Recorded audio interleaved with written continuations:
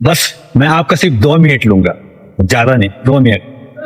बस 2 मिनट में ही इन सब बातों को मद्देनजर रखते हुए आप लोग भी हमारे बातों का सुन करके इग्नोर तो नहीं करेंगे, क्योंकि आज के दौर में और ऐसा माहौल में आप देख रहे हैं कि हमारे साथ क्या क्या हो रहा है। तो सबसे पहली बात, हम लोग मजबूर होते जा रहे हैं, हमारे पास उतने धन दौलत ताकत नहीं है, और इन सभी से हम लोग खोखले होते जा रहे हैं।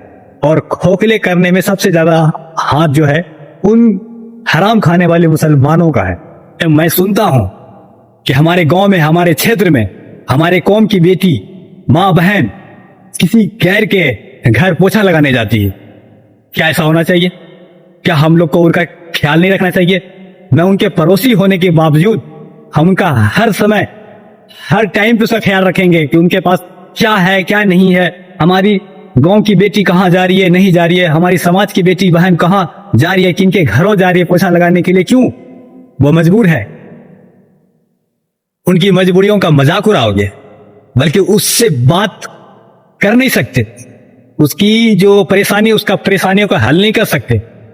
तो वो किस टाइप के मुसलमान हो तुम? लालत है ऐसे मुसलमानों पे सिर्फ। लेकिन आस पड़ोस में किस तरह से लोग रह रहे हैं, कैसे खा रहे हैं, कैसे पी रहे हैं, कैसे सो रहे हैं, उनका ख्याल भी मुसलमानों को करना चाहिए।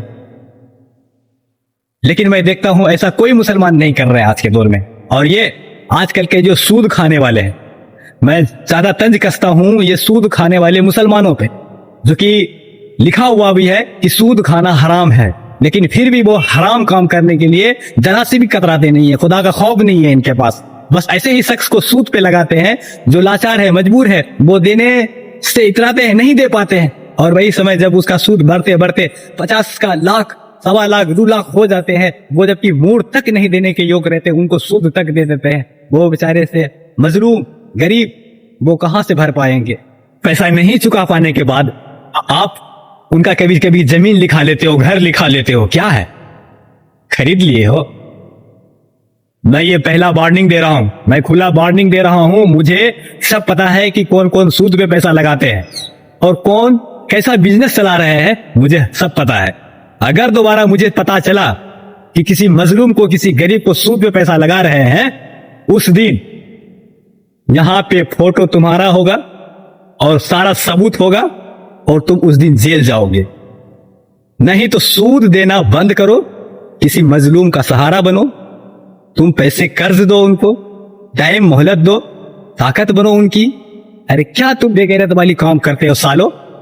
मुझे बहुत तकलीफ होती है कि जब उस गरीब लोग किसी के घर पोछा मारने जा रही हो, कि गरीब की बेटी का शादी में रोक हो रहा हो पैसे के कारण, तो आप आगे बढ़े।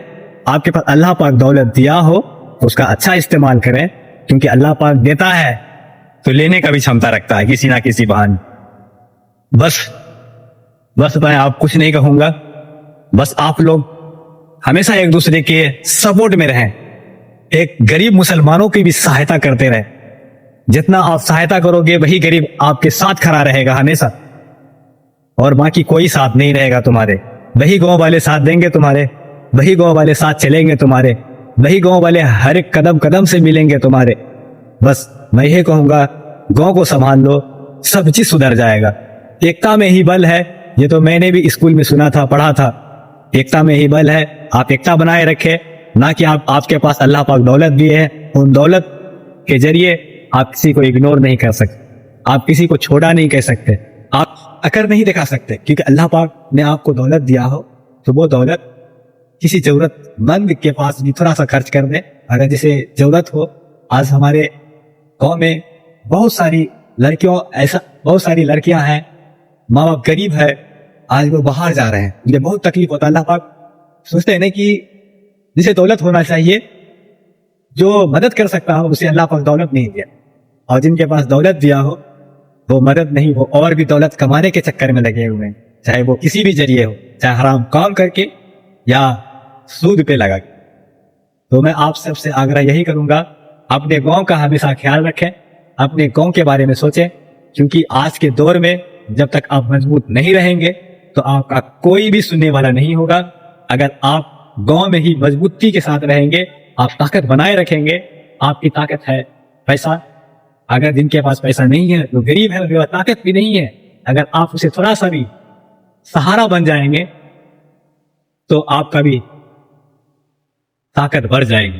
तो उस ताकत को बढ़ाने के लिए जो गरीब लोग हैं, जिनके पास कुछ भी नहीं है, आपके पास तो अल्लाह पाक दिया है, तो कुछ नहीं, सिर्फ सपोर्ट करें आप उनका।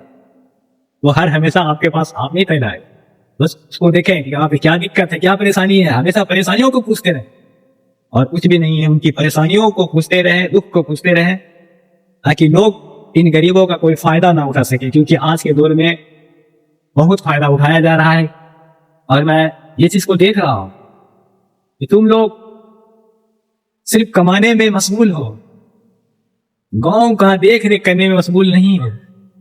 अगर उस जगह से किसी की बेटी किसी गैर लड़के के साथ चली जाती है तो सर उसे नाक नीचे गिर जाए। हाँ, इसी के तो बगल की है, इसी की तो ये है, चला इनके पास तो इतना है, ये सब क्या कर रहा। तो ये सब सुनने से पहले आप इनकी थोड़ा सा उनसे जायजा लें, थोड़ा ना थोड़ा कर करके हमारे कौम में जो सबको सुधारे, समझाए। क्योंकि जब तक समझेंगे नहीं तो क्योंकि आप वक्त देख ही रहे कैसा चल रहा है, तो इसलिए समझे और समझे। तो बस अल्लाह हाफिज। अगर किसी को भी बुरा लगा हो तो सॉरी। और सूद देने वाले को बुरा लगे या कुछ भी लगे, खास करके मुसलमानों को जो सूद देते हैं और वो गरीब लोग का मजबूरी का फायदा उठाते हैं, मैं उसे तो सख्त नफरत ही करता हूं। अगर कसम से बोलता हूं कि नेक्स्ट बार जो वीडियो बनाऊंगा तो पूरा सबूत के साथ बनाऊंगा, इनका क्या बिजनेस है और क्या सूद पे लगाते हैं, उन सभी का वीडियो रखूंगा और जिनका शोषण किया है उनका भी वीडियो मैं रखूंगा। हाँ, और उनको कड़ी से कड़ी सजा दिलवाने का कोशिश करूंगा, ये वादा है मेरा।